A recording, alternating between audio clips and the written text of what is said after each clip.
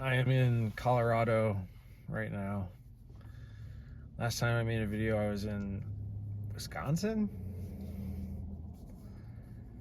No. What's that state called? Missouri. Um, yeah, so I went all the way through Kansas from Missouri and arrived in Colorado. There was nothing in Kansas. I started going into Kansas. I stopped at Wichita like halfway through, and then I went straight across the other side to Colorado. Just nothing in Kansas. Nothing. No national parks, no Buddhist monasteries, hardly any Planet Fitnesses. Now I'm in Colorado Springs, Colorado. I'm at a Planet Fitness. It's cold. It's like 24 degrees again. I was right down the road in Pueblo, Colorado, which is like 45 miles away south. And yesterday it was like 85. And I went 45 miles north and now it's 24 degrees. Like, what? Insane. And I was in Pueblo hoping to, or I was in somewhere near Pueblo hoping to change the oil in my car. But I couldn't find the right place to do it.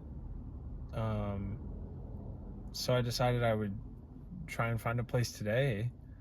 But now that I get here, it's 24 degrees out, and it doesn't matter if I find the right place. It's too cold for me to do it. So I'm gonna try to just wait another few days. It's supposed to get warmer in like 2 days, and then I'll be able to do what I want to do. But for now, that means like literally it's snowing right now. So that just means I'm sort of hunkered down, cold, snowy in Colorado Springs. And then hopefully I'll find a spot to do my oil, and it'll be warm, and I'll do my oil. And then I still want to shave my head. I want to do like, because I'm noticing like now I'm in doing the car life thing. My hair can't be consistently cut by the same barber, so, and it's a kind of annoying to just have to deal with it at all. So I have this buzzer, this razor, electric razor, and I'm gonna I don't know if I'm gonna I am I'm going to buzz it all off, and then we'll see what it looks like with just the buzz cut and the stash. And then at that point I'll probably buzz the stash off too, but we'll see what happens.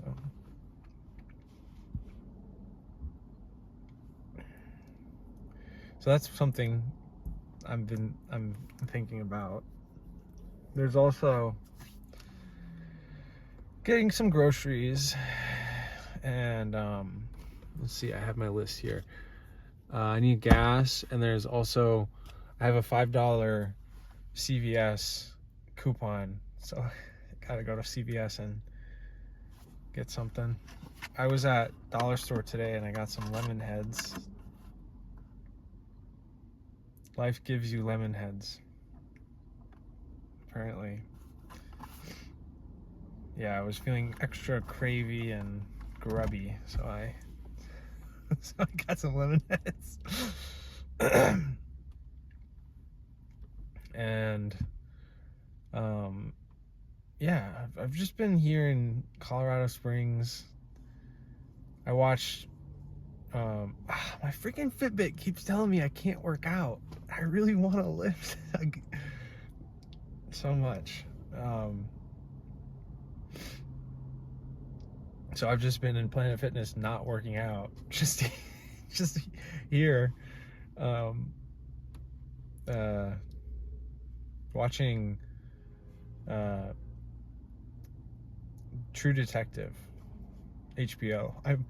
I got a spot like right next to the lobby of the Planet Fitness, so I can hook up to their Wi-Fi. So I on their Wi-Fi watching True Detective. So yeah, it could be worse. You know, it feels kind of cozy. You know, got my lemon heads. Still having same lusty, attractive young woman issues. Still driving me crazy for, you know, for no reason, just completely making up, you know, a big deal over just normal normal people, normal human reality. So, you know, that'll alchemize, neutralize as I keep making effort in that direction. I remember the explicit teaching of one of these monks to not practice loving kindness for the opposite sex who I happen to be lustfully attracted to, because just sort of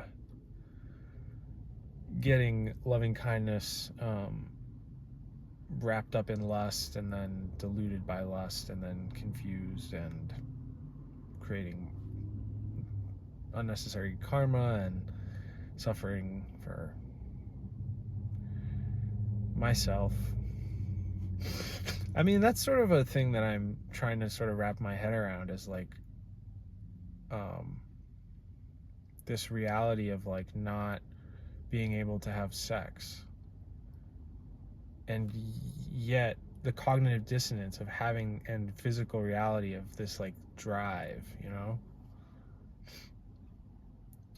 So I can't have sex like morally because of my STIs. My body's like, I want to have sex, and my emotions are like lusty and wanty and grubby. So it's like this sort of tricky situation that I'm in, trying to handle it with gentleness and grace and with some success or not. Oh, that's what I need to do. I need to clean windshield. I had been forgetting that thing that I wanted to do, and I hadn't written it down yet, but it just came to me right there. So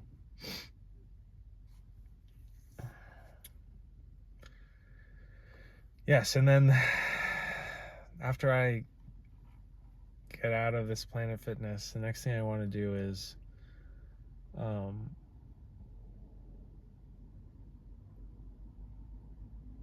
explore the national, and it gets warmer, and I do all other stuff or whatever.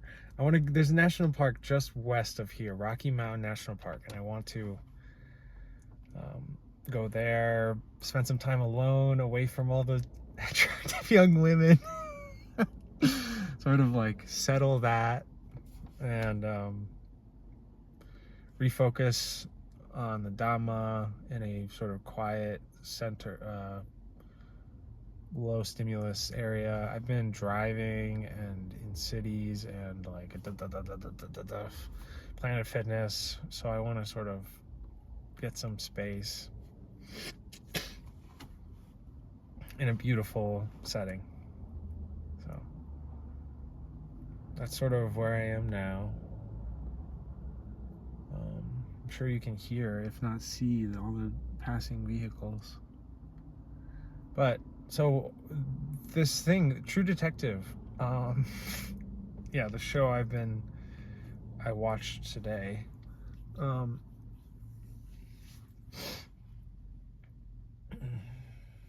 So yeah, fascinating sort of thing there, that Buddhist concepts come up a lot in the sort of spiritual philosophical ideology of this character, Rustin Cole.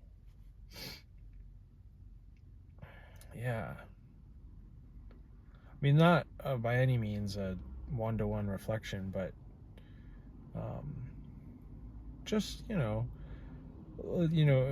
ideas reflected, like this life not being the end of experience, um, suffering being the reality of this experience in this life, and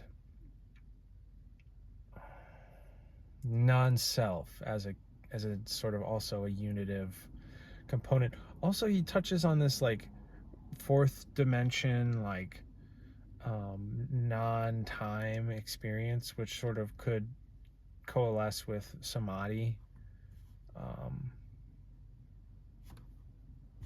whatever, near-death experience sort of thing. But I mean, it's sort of secondary to the whole plot line of the story. So that was fun to draw out while watching. I mean, even especially now that I have some Buddhist perspective, prior to watching the show today, I watched it um, like 5 years ago, something. A long time ago, I watched the show, and I hadn't been exposed to Buddhism at that time, so um, I just thought that it was so fascinating. This character so interesting. This sort of um, I don't know, the tone, I guess, the ambiance of the show was like beautiful. Okay, wrong show. It wasn't beautiful. It was like creepy and but also like spiritually intertwined, and it's about like the occult murders and child abductions and rapes um, in Louisiana, and it's very well done show. Um, that I just finished today, so I guess I'm on to the next show. I don't know, but I kind of want to wrap up this video. Um, feels very good. Feels very good to be recording. So I hope this reaches you, touches you in the heart, and maybe be peaceful and happy and experience well-being and the causes and conditions leading to well-being in this existence.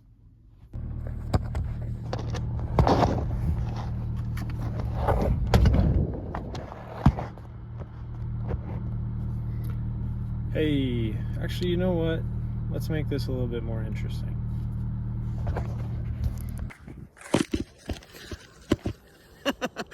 All right, this is just a silly perspective.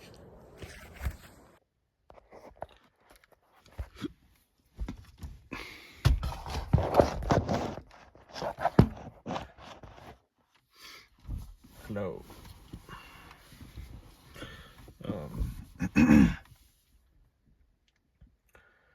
Night video.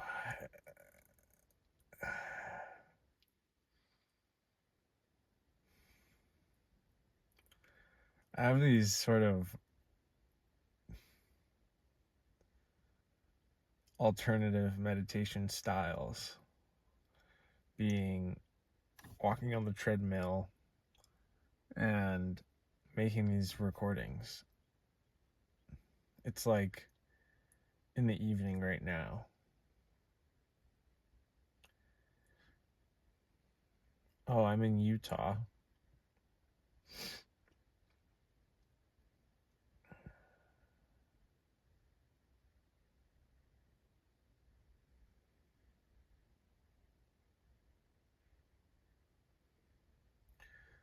Yeah, I never was able to get that right angle. Um, it just didn't feel comfortable to have my meditation cushion on unstable ground, uneven ground, and ground covered in grass seeds that was like getting into my clothes, getting into the meditation cushion. So I ended up just not recording other than what you've already seen at that location. But so I was in Colorado there too. Here now I'm in Utah.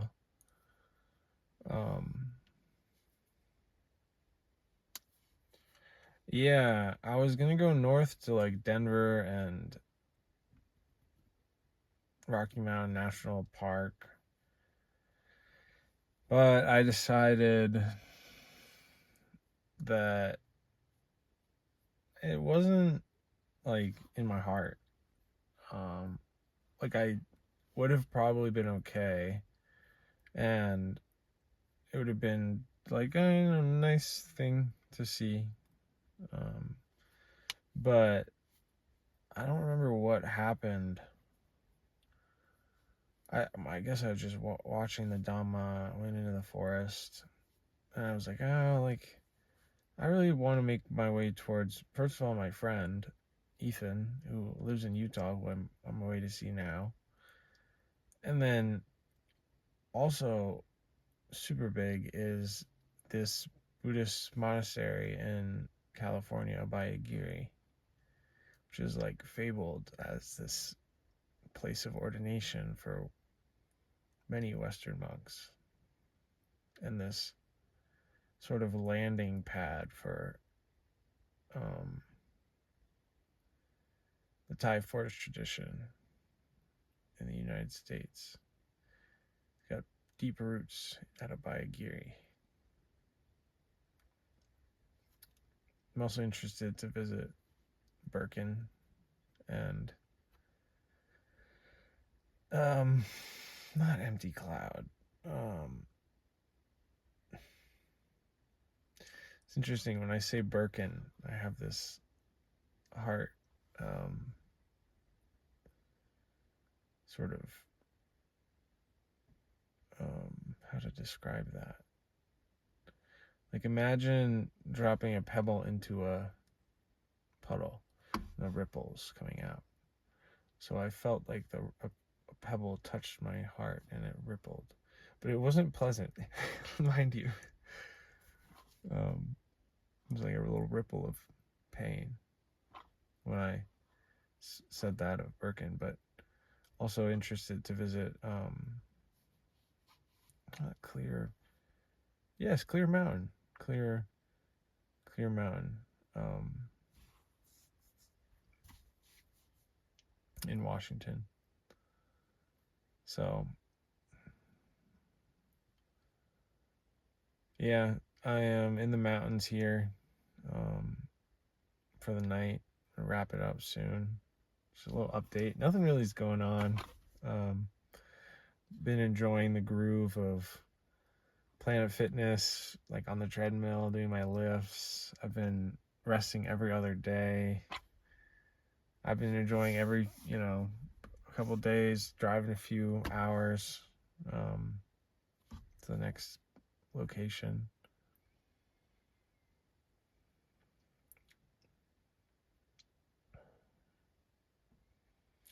Doing some sitting meditation.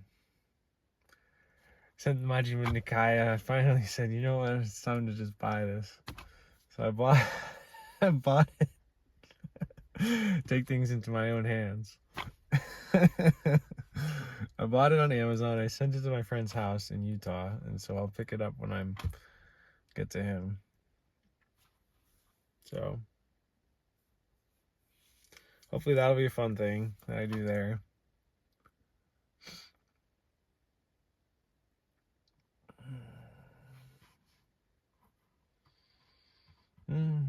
Yeah, I mean, nothing has been happening, and a lot of stuff has been happening. did change my oil. Yeah. Today I had a very sort of intimate and beautiful moment with a toothless, shoeless, shirtless, sort of dirty street, cigarette begging,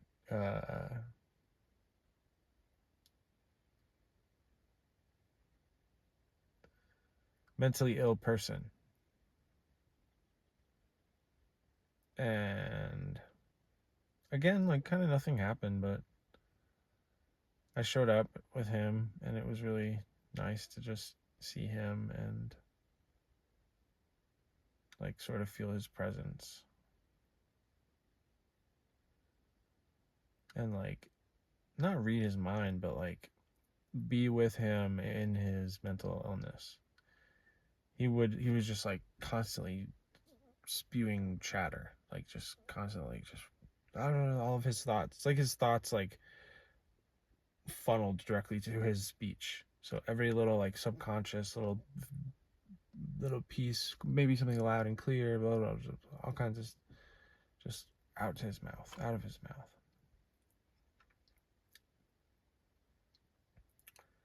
So I was there like with him, hearing all of his like thought, but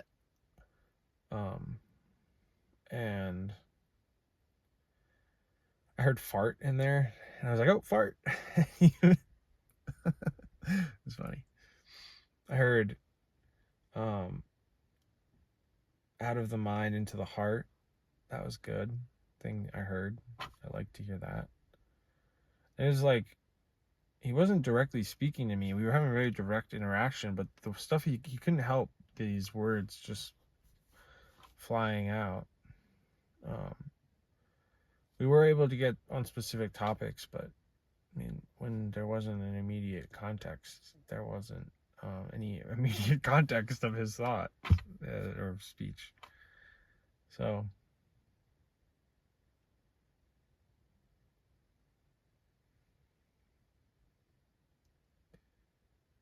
yeah.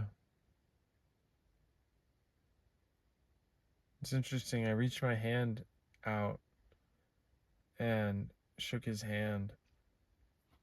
And he like grabbed my hand and like pulled it in close to me. It's a very intimate thing. We held hands for like 30 seconds. Maybe more. We were chatting and holding hands. It was very nice.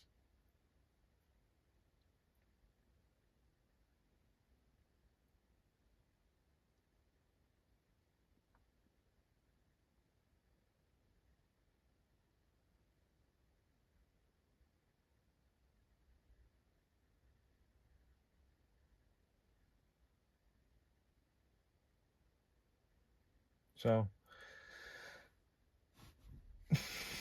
nothing's going on. I'm just moving on. I'm gonna go to sleep. I'll be with you shortly.